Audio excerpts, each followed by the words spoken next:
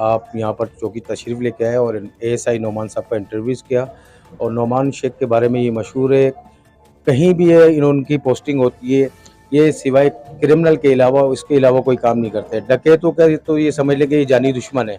और माशाल्लाह जब से सरजानी चौकी पे आए इनकी माशाल्लाह एक्टिविटीज़ बहुत अच्छी है। कई नामवर डाकुओं को भी गिरफ्तार किया है और अभी भी माशाल्लाह कर ही रहे हैं।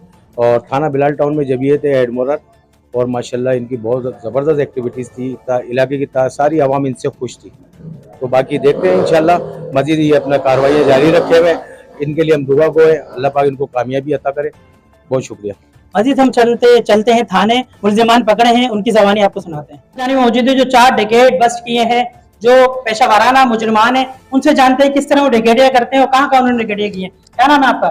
मेरा नाम यासिर। यासिर, कितनी डकैतियां की हैं? 3 महीने से कर रहा हूँ। 3 महीने से कर रहे हो? जी। नाम है आपका? रेहान उर्फ अली। रियान उर्फ अली।